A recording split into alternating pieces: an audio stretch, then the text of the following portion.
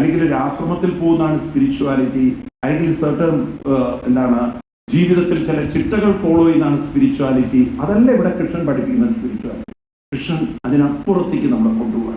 ഞാനത് പറയാൻ കാരണം, പണ്ട് ഈ ശ്രീരാമസ്വാമിക്ക് ഒരു കഥ പറഞ്ഞു കൊടുക്കും വസിഷ്ഠര്. അതാണ് പിൽക്കാലത്ത് യോഗവാസിഷ്ഠം എന്ന പേരിൽ അറിയുന്നത്. എന്താണ് യോഗവാസിഷ്ഠം? അപ്പൊ അതിൽ യോഗവാസിഷ്ഠത്തിൽ ഒരു രാജാവിന്റെ കഥ പറയും. അദ്ദേഹത്തിന്റെ പേര് ശിഖിധ്വജൻ എന്നുള്ളൊരു പേരാണ് ആ രാജാവിന്റെ. അദ്ദേഹം വളരെ രാജ്യഭരണമൊക്കെ നടത്തിയപ്പം അദ്ദേഹത്തിന്റെ അഡ്മിനിസ്ട്രേഷൻ വളരെ വീക്കായിരുന്നു.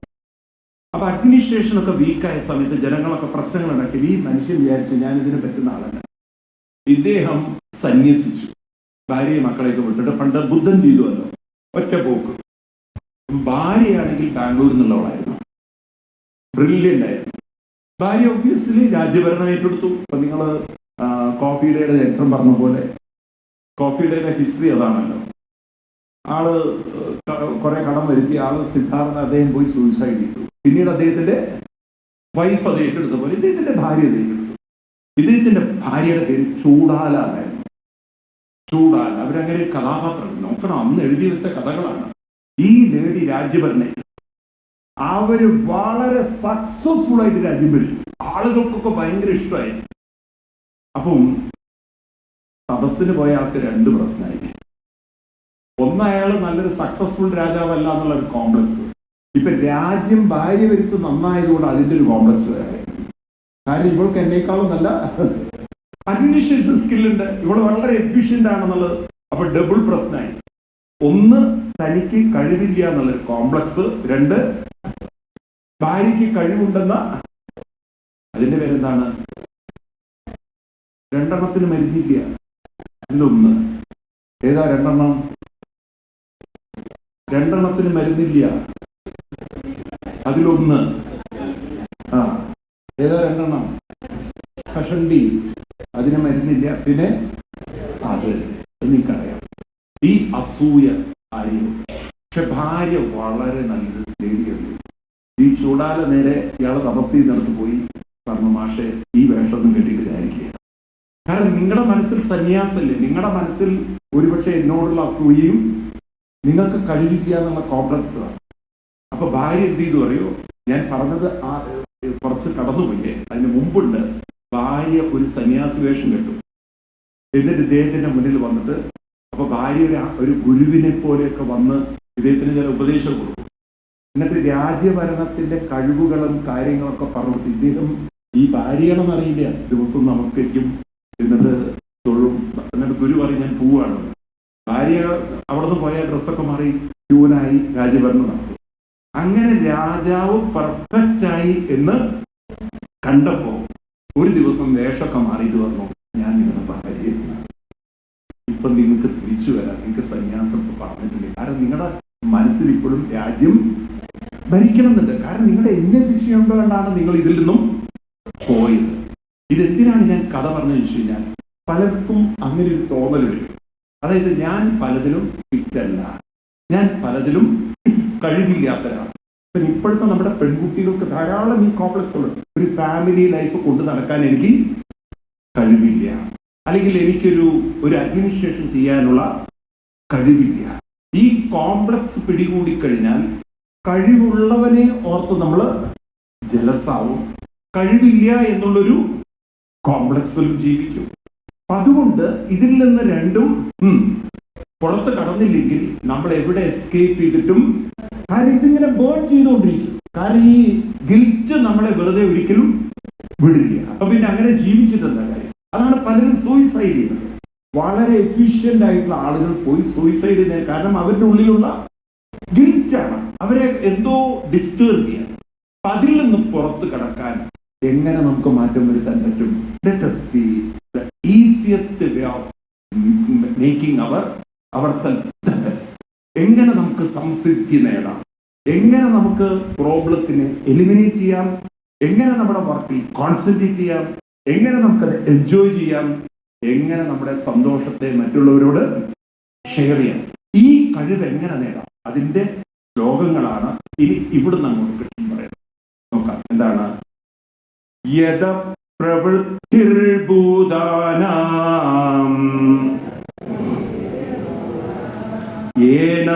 സർവമിദം തദം സ്വകർമ്മണാ തമഭ്യർച്ച്യ സിദ്ധിം വിന്ദതി മാനവ. ഈ ശ്ലോകം നിങ്ങൾ ബൈ ഹാർട്ട് പഠിക്കണം. ഈ ശ്ലോകം ഇത് കൃഷ്ണൻ ക്ലിയർ വിഷൻ തന്നെയാണ്. എന്താ പറഞ്ഞത്? യദ പ്രവൃത്തി ഭൂതാന ഏന സർവമിതം സതം. ഏന ഏതൊന്നിലാണോ സർവമിതം, സർവം ഇതം സർവം, ഏതൊന്നിലാണോ ഇതെല്ലാം നിലനിൽക്കുന്നത്, ഏതൊന്നിൽ നിന്നാണോ പ്രവൃത്തിർഭൂതാനം പ്രവൃത്തികളെല്ലാം ഉണർന്നു വരുന്നത്. അപ്പൊ നമ്മളെ കുറിച്ച് കുറച്ചുകൂടി ഡീപ്പായിട്ട് മനസ്സിലാക്കും.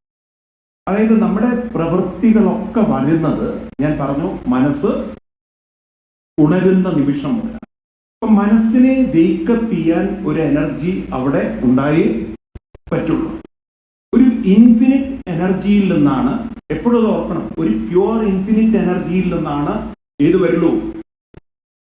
മൈൻഡ് എന്ന് പറയുന്നത് തന്നെ ഫോം ഇല്ലെങ്കിൽ അത് എനർജിയാണെങ്കിൽ, ആ തോട്ട്സുകളാകുന്ന കണ്ടാമിനേറ്റഡ് തോട്ട്സുകളാകുന്ന ആ എനർജി പോലും വരുന്നത് ഒരു ഇൻഫിനിറ്റ് ആയിട്ടുള്ള പ്യുവർ എനർജി. അപ്പൊ ഒരു അൺയൂസ്ഡ് പ്യുവർ എനർജിയിൽ നിന്നാണ് ഏത് വരുന്നത്. Anything manifest it has to come from infinite ഒരു എനർജി. അപ്പൊ മൈൻഡ് രാവിലെ ഉണർന്നു വരുന്നുണ്ടെങ്കിൽ അതിന്റെ പിന്നിൽ ഒരു ഇൻഫിനിറ്റ് എനർജി ഉണ്ടായേ പറ്റുള്ളൂ. ആണോ അല്ലയോ? നിങ്ങൾ ബിഗ് ബാങ് ഏത് തിയറി എടുത്ത് നോക്കിയാലും ഇത് തന്നെ പഠിക്കാനുള്ളത്. ഏത് മോഷൻ ഉണ്ടാവുന്നുണ്ടോ അതിന്റെ പിന്നിലൊരു ഇൻഫിനിറ്റ് എനർജി ഉണ്ടായിരുന്നു.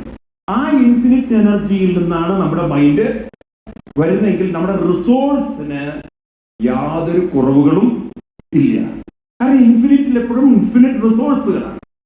ആ ഇൻഫിനിറ്റ് റിസോഴ്സുകളിൽ നിന്നും മൈൻഡ് ഉണർന്നു വന്നു കഴിഞ്ഞാൽ എവിടെ നിന്നാണ് ശരിക്കും നമ്മുടെ പ്രവൃത്തികൾ ആരംഭിക്കുന്നത്? ഒരു ഇൻഫിനിറ്റ് റിസോഴ്സ്ഫുൾ എനർജിയിൽ ആണോ? ആ എനർജി മൈൻഡായി നമ്മളെ സംബന്ധിച്ച് മൈൻഡ് ആകുമ്പോഴാണ് നമ്മളൊരു ബോഡിയിലേക്ക് കൺഫൈൻ ചെയ്യുന്നത്.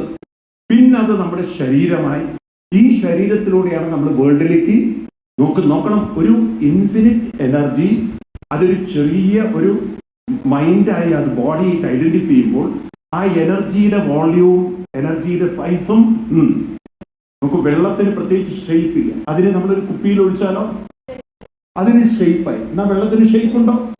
ഒരു ബലൂണിൽ നമ്മൾ എയർ നിറച്ചു കഴിഞ്ഞാൽ ഒരു ഇൻഫിനിറ്റ് എയറിനെ നമ്മളൊരു ബലൂണിൽ കൺഫൈൻ ചെയ്യുന്ന പോലെയാണ് ഒരു ഇൻഫിനിറ്റ് എനർജി മൈൻഡ് ആകുമ്പോൾ നമ്മൾ അതിനെ ഒരു ബോഡിയിൽ അതിനെ കൺഫൈൻ ചെയ്യും. കറക്റ്റ് ആണോ?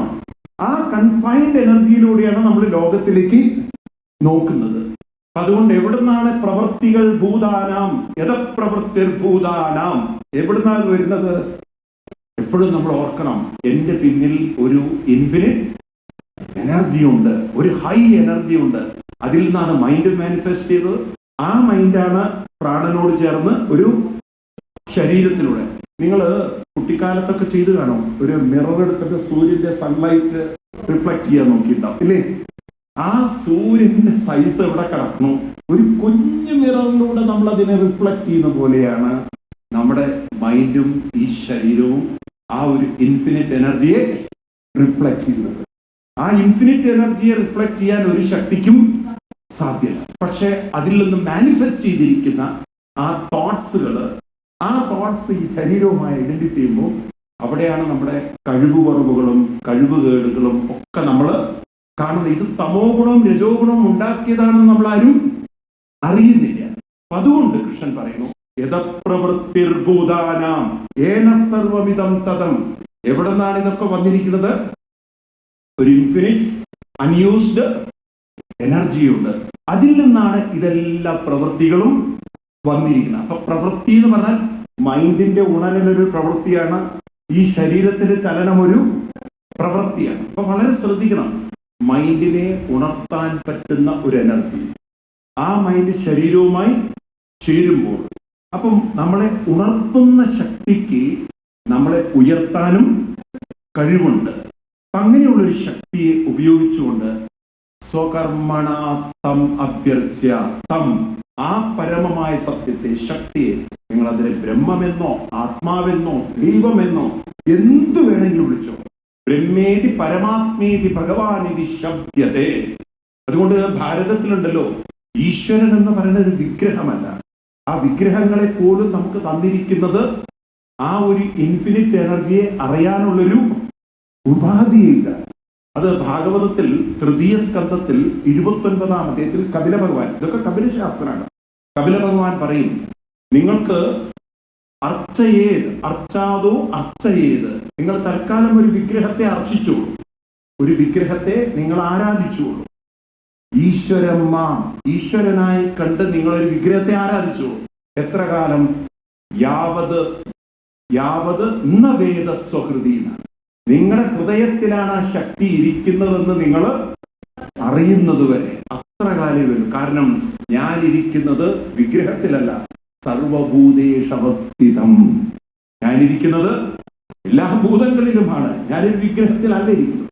അപ്പൊ ആ വിഗ്രഹത്തെ നമുക്ക് ആവശ്യം വരുന്നത് മനസ്സിന്റെ ഏകാഗ്രതയ്ക്ക് വേണ്ടിയുള്ളൊരു ഉപാധി മാത്രമാണ്. അത് നമ്മൾ പലപ്പോഴും ഹിന്ദുക്കൾ അത് മനസ്സിലാക്കുന്നില്ല. നമ്മളതിൽ സ്റ്റക്കായി. ഒരു ഫോട്ടോ ആണ് ദൈവം എന്നുള്ളതിൽ നമ്മൾ അങ്ങോട്ട് സ്റ്റക്കായാൽ പിന്നെ നിങ്ങൾക്ക് ഇവോൾവ് ചെയ്യാൻ പറ്റില്ല. കാരണം നിങ്ങളും ആ ആരാധിക്കുന്ന ദൈവവുമെല്ലാം ഒരു ഇൻഫിനിറ്റ് പവറിന്റെ ഇൻഫിനിറ്റ് പവറിൽ നിന്നാണ് വന്നത്. നിങ്ങളുടെ ശരീരം ഒരു മാനിഫെസ്റ്റഡ് ഫോമാണ്, ആ ഫോട്ടോയും ഒരു മാനിഫെസ്റ്റഡ് ഫോമാണ്. അതും ഒരു മാസ്, ഇതൊരു മാസ്. പക്ഷെ എല്ലാം വന്നത് ഒരേ ഇൻഫിനിറ്റ് പവറിൽ നിന്നാണ്. നമ്മൾ മനസ്സിലാക്കുന്നില്ല. മനസ്സിലാവുണ്ടോ? വിഗ്രഹം വന്നിരിക്കുന്നതും നിങ്ങളുടെ ശരീരം വന്നിരിക്കുന്നതും ഒരേ ഇൻഫിനിറ്റ് പവറിൽ നിന്നാണ് എന്ന് നിങ്ങൾ മനസ്സിലാക്കുന്നു. ഇത് കേവലം ഒരു മാനിഫെസ്റ്റഡ് ആയിട്ടുള്ള ഒരു ഫോം മാത്രം. അതുകൊണ്ട് എളുപ്പം നമുക്ക് ചെയ്യാൻ പറ്റുന്നത് സ്വകർമ്മണ തം അഭ്യർസ്യ. ഏറ്റവും വലിയ അർച്ചന എന്താണ്? സ്വകർമ്മണ. ഇത് മാത്രം മതി, സ്വകർമ്മം. വളരെ ശ്രദ്ധിക്കും നിങ്ങളെ. എന്താണ് സ്വകർമ്മം? നിങ്ങൾ എന്ത് പ്രവൃത്തി ചെയ്യുന്നു ആ പ്രവൃത്തിയിൽ ഈ രണ്ട് വാക്കുകൾ മറക്കരുത്, കോൺസെൻട്രേറ്റ് ആൻഡ് റിലാക്സ്. നമ്മളത് ആസ്വദിച്ച് ചെയ്യുന്നതാണ് ഭഗവാൻ പറയുന്ന ഏറ്റവും ശ്രേഷ്ഠമായ പൂജ. തം അഭ്യർസ്യ. ഈശ്വര ആരാധന എന്താന്ന് വെച്ച് കഴിഞ്ഞാൽ, ഈശ്വര പൂജ എന്താന്ന് വെച്ച് കഴിഞ്ഞാൽ, ഒരു 10 രൂപ എടുത്ത് തിരുമേനിയുടെ കയ്യിൽ കൊടുത്ത് നിങ്ങൾ പൂക്കൾ തിരുമേനിയോട് ആ വിഗ്രഹത്തിന്റെ കാലിലിടാൻ പറയുന്ന പൂജയല്ല ഇവിടെ കൃഷ്ണൻ പഠിപ്പിക്കുന്നത്. ഇവിടെ പറയുന്ന പൂജ എന്ന് പറയുന്നത് സ്വകർമ്മണ തം അഭ്യർസ്യ. സ്വകർമ്മണ, ഈ വാക്ക് നിങ്ങൾ ആവർത്തിക്കുക വേണം. എന്താണ് സ്വകർമ്മണ? സ്വകർമ്മണ എന്ന് പറഞ്ഞാൽ സ്വകർമ്മണ, സ്വ അവനവന്റെ, തന്റെ, കർമ്മണ പ്രവൃത്തി കൊണ്ട്. അപ്പൊ നിങ്ങൾ രാവിലെ എണീറ്റ് എക്സസൈസ് ചെയ്യുന്നതും അതും സ്വകർമ്മണാണ്. അടുക്കളയിൽ ജോലി ചെയ്യുന്നതും സ്വകർമ്മം തന്നെയാണ്. നിങ്ങൾ ജോലി ഓഫീസിൽ ചെയ്യുന്നതും ഏത് പ്രവൃത്തി നിങ്ങൾ ചെയ്യുന്നുണ്ടോ ഈശ്വര പൂജയാക്കി മാറ്റണം. ഈശ്വര പൂജയായിട്ട് എങ്ങനെയാ മാറ്റുക? 2 കാര്യം വേണ്ടു. എന്തേ വേണ്ടു? അതിൽ ഇൻവോൾവ് ചെയ്യുക, അതില് എൻജോയ് ചെയ്യുക. Concentrate and relax. ഈ 2 വാക്കുകളും മാറ്റണം.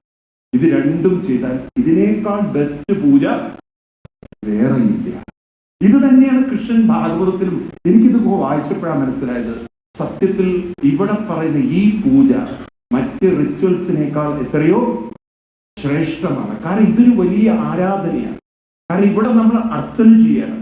നമ്മുടെ കോൺസെൻട്രേഷനും നമ്മുടെ റിലാക്സേഷനും കൊണ്ട് ഒരു പ്രവൃത്തി ചെയ്യുമ്പോഴുണ്ടല്ലോ, നാം അറിയാതെ നമ്മളെ കൂടുതൽ കൂടുതൽ പ്യൂരിഫൈ ചെയ്ത് നമ്മൾ ഈശ്വരനിലേക്ക് എത്താണ്. നമ്മൾ അറിയുന്നില്ല നമ്മൾ how we are moving towards high energy, pure energy. അപ്പൊ അതിലേക്ക് നമ്മളെ എത്തിക്കാനുള്ള ഒരു എളുപ്പമാർഗമാണ് ഏത് കർമ്മം ചെയ്യുമ്പോഴും നമ്മളതിൽ റിലാക്സ് ചെയ്ത് കോൺസെൻട്രേറ്റ് ചെയ്ത് നമ്മുടെ മൈൻഡിനെ കൊണ്ടുപോകാൻ. വളരെ ഗംഭീരല്ലത്? ആണോ? സ്വകർമ്മണ തം അഭ്യർസ്യ. ഏറ്റവും വലിയ അർച്ചന ഏതാണ്? ഇത് നിങ്ങളുടെ മനസ്സിൽ ഉറപ്പിക്കണം. സ്വകർമ്മണ തം അഭ്യർസ്യ. ഞാൻ ചെയ്യുന്ന പ്രവൃത്തി വളരെ റിലാക്സ് ചെയ്ത് ഞാൻ കോൺസെൻട്രേറ്റ് ചെയ്ത് ചെയ്യുമ്പോൾ അത് ഈശ്വര പൂജയാണ്, ഈശ്വര ആരാധനയാണ്. കാരണം ഈശ്വരൻ എന്ന് പറഞ്ഞാൽ ഇൻഫിനിറ്റ് എനർജിയാണ്, പവറാണ്. ആ ഇൻഫിനിറ്റ് പവറിലേക്ക് എന്നെ പ്യൂരിഫൈ ചെയ്യണമെങ്കിൽ ഞാൻ ചെയ്യുന്ന പ്രവൃത്തിയിൽ കോൺസെൻട്രേറ്റ് ചെയ്യണം, ഞാൻ എൻ്റെ മൈൻഡിനെ റിലാക്സ് ചെയ്യണം. അങ്ങനെ നമ്മൾ ചെയ്യുമ്പോഴുണ്ടല്ലോ ക്രമേണ ക്രമേണ സിദ്ധിം വിന്ദതി മാനവ സിദ്ധിം വിന്ദതി. മാനവന്മാര് അവരെ സിദ്ധി കൈവിടുന്നു. മാനവന്മാരെന്ന് പറഞ്ഞു കഴിഞ്ഞാൽ അർത്ഥം മാ എന്ന് പറഞ്ഞാൽ മായ എന്നാണ് അർത്ഥം. നാ എന്ന് പറഞ്ഞാൽ നോ എന്ന് വെച്ചാൽ നാ എന്ന് പറഞ്ഞാൽ സംസ്കൃതത്തിൽ നിഷേധിക്കലാണ്. വാ എന്ന് പറഞ്ഞാൽ അതിൽ എന്താണ് അവസ്ഥിതി, അതിൽ നമ്മൾ ഈ നിലനിൽക്കുക. അതായത് മായ എന്ന് പറയുന്ന തമോ രജോ ഗുണത്തിൽ നിന്നും നമ്മുടെ മനസ്സിനെ നമ്മൾ നിഷേധിച്ചുകൊണ്ട് ഹയർ ലെവലിലേക്ക് അവസ്ഥിതി എന്നതിന്റെ പേരാണ് മാനവ. അതിന് കഴിവുള്ള മാനവന്മാർ, അതായത് ലോവർ ലെവലിൽ നിന്നും ഹയർ ലെവലിലേക്ക് അപ്ലിഫ്റ്റ് ചെയ്യാൻ സാധിക്കുന്നവരെയാണ് മാനവൻ. മാ മീൻസ് മായ, ന മീൻസ് നോ, വാ മീൻസ് അവസ്ഥ. അപ്പൊ ആരാണോ ഈ മായയെ നോ അടിച്ച്, അതായത് ഈ മായയുടെ പിടിയിൽ നിന്ന്, അതായത് മായ ഉണ്ടാക്കുന്ന ലഥാർജിയുമില്ല, റെസ്റ്റ്ലെസ്നെസ്സും ഇല്ല, അതിനെ നിഷേധിച്ചുകൊണ്ട് ആരാണോ മൈൻഡിനെ ഉയർത്തുന്നത്, അങ്ങനെയുള്ള മാനവന്മാർക്ക് സിദ്ധിം വിന്ദതി, സിദ്ധിയെ കൈവരിക്കാൻ പറ്റും. അപ്പം മനുഷ്യന്റെ മനസ്സിനെ ഇവോൾവ് ചെയ്യിക്കാൻ എളുപ്പമായ മാർഗം എന്താണ്? സ്വകർമ്മണ തമഭ്യർച്ഛ. ഈ മന്ത്രം നിങ്ങൾ എപ്പോഴും ഓർക്കുക. എന്നെ ഇവോൾവ് ചെയ്യിക്കാൻ, എന്നെ അപ്ലിഫ്റ്റ് ചെയ്യാൻ ഏറ്റവും നല്ല മാർഗം ഏതാണ്? സ്വകർമ്മണ തം അഭ്യർച്ഛ, സ്വന്തം കർമ്മം കൊണ്ട് അഭ്യർച്ഛ. ഇത് ഭാഗവതത്തിലും വരും.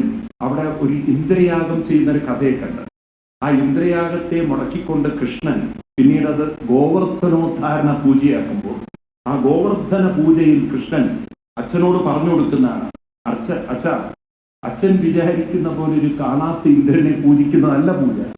അവിടെ പറയുന്നത് അവനവന്റെ കർമ്മങ്ങളെ പൂജിക്കാൻ തന്നെയാണ്. അവിടെയും കർമ്മത്തെയാണ് പൂജിക്കുന്നത്. തസ്മാൽ സംപൂജയത് കർമ്മ സ്വഭാവസ്തു സകർമ്മകൃത്. സംപൂജയത് കർമ്മ, പൂജിക്കണം. ഏതിനെ പൂജിക്കേണ്ടത്? കർമ്മ, സ്വഭാവം. അവരവരുടെ സ്വഭാവത്തിനനുസരിച്ച് ഏതൊക്കെ കർമ്മം ചെയ്യുന്നുണ്ടോ ആ കർമ്മങ്ങളെ നിങ്ങൾ പൂജയാക്കി ചെയ്യൂ. അങ്ങനെ നിങ്ങൾ പൂജയാക്കി ചെയ്താൽ തസ്മാ സംപൂജയത് കർമ്മ സ്വഭാവ സ്വകർമ്മകത് ലഭതേ. അങ്ങനെയുള്ളവർക്ക് പരമമായൊരവസ്ഥയിലേക്ക് മനസ്സിനെ ഉയർത്താൻ പറ്റും എന്ന് അവിടെയും കൃഷ്ണൻ ഓർമ്മ. ഇതേ കാര്യം തന്നെ അവിടെയും ഓർമ്മ. അതുകൊണ്ട് ഇനിയാണ് പ്രശ്നം. അതായത് നമ്മുടെ കർമ്മങ്ങളൊക്കെ ചെയ്യുമ്പോൾ, ഏത് കർമ്മം ചെയ്യുമ്പോഴും നമ്മൾ അതിൽ രണ്ട് കാര്യങ്ങൾ, ഏത്? കോൺസെൻട്രേറ്റ് ആൻഡ്, അതാണല്ലോ പ്രശ്നം. ഏതാ പ്രശ്നം? കോൺസെൻട്രേറ്റ് ചെയ്യലും റിലാക്സ് ചെയ്യലും. ഇപ്പൊ നാളെ നമ്മൾ വിശ്വം പക്ഷെ മൈൻഡ് വളരെ ഊടുന്ന സാധനമാണ്. കോൺസെൻട്രേറ്റ് ചെയ്യാൻ മൈൻഡിലൂടെ മൈൻഡ് അവിടെ നിൽക്കുന്നുണ്ടോ? അപ്പൊ എങ്ങനെ നമുക്ക് കോൺസെൻട്രേറ്റ് ചെയ്യാൻ പറ്റും? അതിന് കൃഷ്ണൻ ഇനി വഴികൾ പറഞ്ഞു തരും. എങ്ങനെ ആ കോൺസെൻട്രേഷൻ ആൻഡ് റിലാക്സേഷൻ നമുക്ക് ഡെവലപ്പ്. So beautiful. ഭഗവത്ഗീത പോലെ ബ്യൂട്ടിഫുൾ ഒരു ബുക്കില്ല. അതിൻ്റെ ഒരു വഴികളാണ് കൃഷ്ണൻ ഇനി ഇവിടെ നമ്മൾ പറഞ്ഞത്. നമ്മുടെ ലക്ഷ്യം നമ്മളൊക്കെ സ്വകർമ്മണ തം അഭ്യർച്ഛ. അപ്പൊ നിങ്ങൾ പൂജയ്ക്ക് വേണ്ടി വീട്ടിൽ പൂജാമുറിയിൽ മാലയൊക്കെ ഇട്ടോളൂ, പൂക്കളിട്ടോളൂ, തിരുമേനിക്ക് 10 രൂപ കൊടുത്തോളൂ, അവർക്കും ജീവിക്കണം. പക്ഷെ മനസ്സിലാക്കുക, ഏറ്റവും വലിയ പൂജ ബാഹ്യമായ പൂജയല്ല, മാനസികമായിട്ടുള്ള involvement and relaxation, enjoy. Involvement and enjoy. ഞാൻ ഇൻവോൾവ് ചെയ്യണം, അത് എൻജോയ് ചെയ്യണം, അതിങ്ങനെ ആസ്വദിക്കണം. അങ്ങനെ ഓരോ കാര്യവും ഞാൻ ഇൻവോൾവ് ചെയ്യണം, ആസ്വദിക്കാൻ പറ്റുന്ന ഒരു മൈൻഡ് ലെവലിലേക്ക് ഞാൻ ഉയർന്നാൽ അതിനേക്കാൾ പെർഫെക്റ്റ് പൂജ വേറെ ഇല്ല. മനസ്സിലാവില്ല, ആ ക്ലിയർ പിക്ചർ ഉണ്ടാകും. പക്ഷെ എനിക്കുള്ള 2 പ്രശ്നം എന്താണ്? ഇൻവോൾവ് ചെയ്യാനും പറ്റുന്നില്ല. ഈ ചില ആളുകളുണ്ടല്ലോ, ഈ ഡ്രൈവിംഗ് ചെയ്യുന്ന സമയത്ത് ചിലപ്പോൾ സീറ്റ് ബെൽറ്റ് ഇടില്ല, കഷ്ടകാലത്തിന് പോലീസ് വരും, അല്ലെങ്കിൽ ഹെൽമെറ്റ് ഇടില്ല, 2 വീലറിൽ പോകുന്നത് അവരിടാത്ത ദിവസമായിരിക്കും പോലീസ് കൈ കാണിക്കുക. എന്നാൽ പിന്നെ അവരെ പിടിച്ച് ഫൈൻ അടിക്കാൻ നേരത്ത് കഷ്ടകാലത്തിന് അവിടെ ലൈസൻസ് അതുമില്ല. ഒരു ഭാഗത്ത് ഹെൽമെറ്റും ഇല്ല, വേറൊരു ഭാഗത്ത് ലൈസൻസും ഇല്ല എന്ന് പറഞ്ഞ പോലെ ഇവിടെ കോൺസെൻട്രേഷനും ഇല്ല,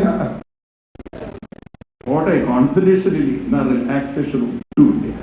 ഈ രണ്ടും ഇല്ലാത്ത ഒരാളോട് സ്വകർമ്മണ തമ്മെ അഭ്യർത്ഥിച്ചെന്ന് പറയാൻ പറ്റുമോ? It's very difficult. Don't worry, I will help you to understand, I will help you to reach that stage. കൃഷ്ണന്റെ കമ്പാഷൻ നോക്കും. Is further coming down. അതുകൊണ്ട് പറയുന്നു, ശ്രേയാൻ സ്വധർമ്മോ വിഗുണാം പരധർമാ സ്വനുഷ്ഠിതാ സ്വഭാവനിയതം കർമ്മ കുർവന്നാപ്നോതി കിൽബിഷം. ശ്രേയാൻ സ്വധർമ്മോ വിഗുണാം പരധർമാൽ സ്വനുഷ്ഠിതാ സ്വഭാവനിയതം കർമ്മ കുർവന്നാപ്നോതി കിൽബിഷം. ഈ ശ്ലോകം നമ്മൾ 3-ാം അധ്യായത്തിൽ 35-ാം ശ്ലോകത്തിൽ കണ്ടിട്ടുണ്ട്. അവിടെ കൃഷ്ണൻ പറയുന്നുണ്ട്, സ്വഭാവ അത് ശ്രേയാൻ സ്വധർമ്മോ വിഗുണ പരധർമാൻ പരധർമ്മസ്വനിഷ്ഠിതാൻ പരധർമ്മോ ഭയാഭ എന്നുള്ളൊരു ശ്ലോകം 3-ാം അധ്യായത്തിൽ 35-ാമത്തെ ശ്ലോകത്തിൽ കൃഷ്ണൻ ആവർത്തിച്ച് പറഞ്ഞിട്ടുണ്ട്. ഇവിടെ കൃഷ്ണൻ അത് റിപ്പീറ്റ് ചെയ്യാൻ കാരണം അർജുനനെ ഓർമ്മിപ്പിക്കുകയാണ്. അർജുന, സ്വനുഷ്ഠിത, നമ്മള് അനുഷ്ഠിക്കേണ്ടതായിട്ടുള്ള അനുഷ്ഠിക്കേണ്ടതായിട്ടുള്ള കാര്യങ്ങൾ, അത് വിഗുണ. വിഗുണം എന്ന് പറഞ്ഞാൽ ഇത്തിരി ബുദ്ധിമുട്ടുള്ളതാണെങ്കിൽ പോലും, നമ്മള് ഇത്തിരി ബുദ്ധിമുട്ടാണ് നമ്മുടെ പ്രവർത്തികൾ ചെയ്യാൻ ഉള്ളതെങ്കിൽ പോലും പരധർമ്മം ഒരിക്കലും അനുഷ്ഠിക്കരുത്. പരധർമ്മം അനുഷ്ഠിക്കരുത്. സ്വധർമ്മം നിനക്കെന്തുണ്ടാവും? സ്വധർമ്മോ നിധനം ശ്രേയ. സ്വധർമ്മം നിനക്കത് കിട്ടും. സ്വധർമ്മോ നിധനം, നിനക്ക് ശ്രേയസ് ഉണ്ടാക്കും. അപ്പൊ ശ്രേയാൻ സ്വധർമ്മം. സ്വധർമ്മം നമുക്ക് എപ്പോഴും ശ്രേയസ് ഉണ്ടാക്കും. എന്നാൽ പരധർമ്മം നമ്മൾ ഒരിക്കലും ചെയ്യും. ഈ പറയുന്നത് വളരെ ശ്രദ്ധിക്കുക. അർജുനനെ സംബന്ധിച്ച് പരധർമ്മം എന്ന് പറഞ്ഞാൽ ഒരു പെരിഫറിയിൽ നമ്മളൊരു അർത്ഥം എടുക്കുകയാണെങ്കിൽ യുദ്ധക്കളത്തിൽ നിന്ന് ഓടിപ്പോകുന്നത് പരധർമ്മം. പക്ഷെ നമ്മളെ സംബന്ധിച്ച്, നമ്മളിപ്പോൾ അർജുനൻ ആവുകയാണ്. അപ്പൊ നമ്മളെ സംബന്ധിച്ച് രാവിലെ നമ്മൾ എണീക്കാതെ കടന്നുറങ്ങുന്നത് അത് രോഗികളുടെ ധർമ്മമാണ്. ആരുടെ ധർമ്മമാണ്? തീരെ വയ്യാത്തവരുടെ ധർമ്മമാണ് എന്ത്? രാവിലെ കിടന്നുറങ്ങുന്നത്. നമ്മൾ രോഗിയല്ലോ, മീൻസ് നമ്മൾ ഹെൽത്തി ആയിരിക്കുന്നിടത്തോളം കാലം നമ്മൾ രാവിലെ അനാവശ്യമായി കിടക്കരുത്. അപ്പൊ നമ്മൾ എപ്പോ മടി കാണിച്ച് എണീക്കാതിരിക്കുന്നോ അപ്പൊ പറയണം, ഇത് രോഗികളുടെ ധർമ്മമാണ്, എന്റെ ധർമ്മമല്ല. ഞാൻ മറ്റൊരാളുടെ ധർമ്മം കമാൺ അനുഷ്ഠിക്കരുത്. സ്വധർമ്മേ നിധനം ശ്രേയ. സ്വധർമ്മം, എന്റെ ധർമ്മം അനുഷ്ഠിക്കുന്നതാണ് എനിക്ക് ശ്രേയസ്. അപ്പൊ ഞാൻ അങ്ങനെ എന്റെ മനസ്സിനെ ഉയർത്തണം. അപ്പൊ മറ്റൊരാളുടെ ധർമ്മത്തിലേക്ക് മനസ്സിനെ കൊണ്ടുപോകാൻ ഒരിക്കലും അതുപോലെ ഓരോ ജോലി ചെയ്യും, അവനവന്റെ ജോലി ചെയ്യുമ്പോൾ നമ്മൾ വേറൊരു ജോലിയെ കുറിച്ച് ചിന്തിക്കേണ്ട കാര്യമില്ല. അപ്പൊ നമുക്ക് ഭാര്യ അടുക്കളയിൽ ജോലി ചെയ്യും, ആ സമയത്ത് ഭർത്താവിന്റെ ജോലിയുടെ കാര്യങ്ങൾ ആരും നോക്കേണ്ട കാര്യമില്ല. ആരും നോക്കേണ്ട കാര്യമില്ല. അതായത് ഒരു സമയത്ത് നമ്മൾ വേറൊരു കാര്യത്തെ കുറിച്ച് ചിന്തിക്കേണ്ട കാര്യമില്ല. പലപ്പോഴും നിങ്ങൾ തെറ്റിദ്ധരിക്കും. കാരണം എൻ്റെ സ്വാമി, അപ്പം മക്കൾ ഓഫീസിൽ പോകണം, അത് ചെയ്യണം, അതൊക്കെ 100 കാര്യങ്ങൾ നമ്മൾ ചെയ്യേണ്ടതില്ലേ? ചെയ്യണം, ചിന്തിക്കണം. പക്ഷെ ആ ചിന്തിക്കാനുള്ള ഒരു മൈൻഡ് സിസ്റ്റം നമുക്കിപ്പോൾ ഇല്ല. നമ്മൾ മൈൻഡ് വളരെ റിലാക്സ് അല്ലാത്തോടത്തോളം കാലം നിങ്ങളിപ്പോൾ അടുക്കളയിൽ കയറി മക്കളെ കുറിച്ച് ചിന്തിച്ചാൽ ഉള്ള ഉപ്പും മുളകും ഒക്കെ വാരിടും. ആ കറിയൊക്കെ നിങ്ങൾ ഭക്ഷണം മുഴുവൻ ഡാമേജ് ചെയ്യും. നിങ്ങൾ ആദ്യം മനസ്സിലാക്കണം, ഒരു കർമ്മം ചെയ്യുമ്പോൾ വേറൊരു കർമ്മത്തെ കുറിച്ച് ഞാൻ ചിന്തിച്ചാൽ നേരത്തെ ഉള്ള കർമ്മത്തിന്റെ ക്വാളിറ്റി കുറയും. അപ്പൊ നമ്മൾ വേറൊരാളുടെ ധർമ്മമാണ് ചെയ്യുന്നത്. അതുകൊണ്ട് എൻ്റെ ക്വാളിറ്റി, ആ കർമ്മത്തിന്റെ ക്വാളിറ്റി ഉണ്ടാവണമെങ്കിൽ എൻ്റെ മനസ്സിനെ ഞാൻ അതിലേക്ക് കൊണ്ടുവരണം. അപ്പൊ അതുകൊണ്ടാണ് കൃഷ്ണൻ പറയുന്നത്, ഇത്തിരി പ്രയാസമാണെങ്കിലും എപ്പോഴും ഓർക്കണം, ശ്രേയാൻ സ്വധർമ്മം, എൻ്റെ ധർമ്മമാണ് എനിക്ക് ശ്രേയസ്സിനെ ഉണ്ടാക്കുന്നത്. പരധർമ്മം, ഞാൻ പരധർമ്മം ഒരിക്കലും അനുഷ്ഠിക്കരുത്. അപ്പൊ പരധർമ്മം എന്ന് പറഞ്ഞാൽ എന്താണ്? ഒരു ധർമ്മം ചെയ്യുമ്പോൾ, ഒരു കർമ്മം ചെയ്യുമ്പോൾ വേറൊരു കർമ്മത്തെ കുറിച്ച് വറി ചെയ്യേണ്ട യാതൊരു കാര്യമില്ല. നോക്കൂ, ഇന്നത്തെ ഒരുപാട് ബിസിനസ്സുകാര് നശിച്ചു പോയത്.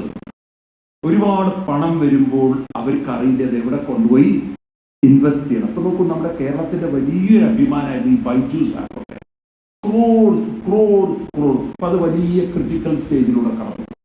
കാരണം എവിടെയൊക്കെയോ കൊണ്ടുപോയി ഇൻവെസ്റ്റ് ചെയ്ത അവസാനം എത്ര ഇൻഡസ്ട്രിയാണ് ഇന്ത്യയിൽ നശിച്ചു പോയത്. അങ്ങനെ അപ്പം അതിൽ തന്നെ നിൽക്കണം എന്നല്ല ഞാൻ പറയുന്നത്. അങ്ങനെ അതിൽ തന്നെ നിന്നാൽ അംബാസഡർ കമ്പനി പോലെയോ.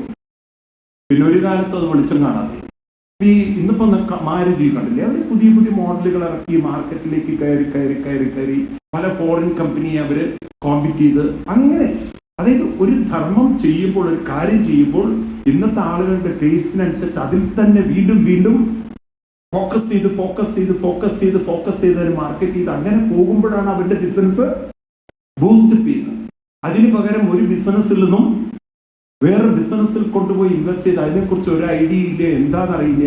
നമുക്ക് എത്ര കിങ്ഫിഷർ പോലുള്ള കമ്പനികൾ, അതുപോലെ തന്നെ ജെറ്റ് എയർവേസ് പോലുള്ള കമ്പനികൾ, എത്ര എയർലൈൻസ് ആണ് ഇന്ത്യയിൽ തന്നെ തകർന്നു പോയത്.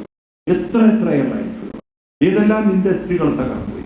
ഇതൊക്കെ എന്താന്ന് വെച്ച് കഴിഞ്ഞാൽ കിട്ടുന്ന പണം എടുത്തിട്ട് വേറെ ഒരു പരിചയമില്ലാത്ത ഫീൽഡിൽ കൊണ്ട് ഇൻവെസ്റ്റ് ചെയ്യും. പിന്നെ കുറെ കഴിഞ്ഞാൽ തകർന്നു. അത് അപ്പോഴേക്കും വേണ്ടാത്ത കൂട്ടുകെട്ടിലൊക്കെ പെട്ട് അവരുടെയൊക്കെ മോട്ടിവേഷനോ ഇൻസ്പിറേഷനോ അല്ലെങ്കിൽ അവരെ മിസ്ഗൈഡൻസോ പോയി ഒരാളെ തകർക്കും. നമ്മുടെ നാട്ടിലുണ്ട് ഒരുപാട് ആളുകൾ.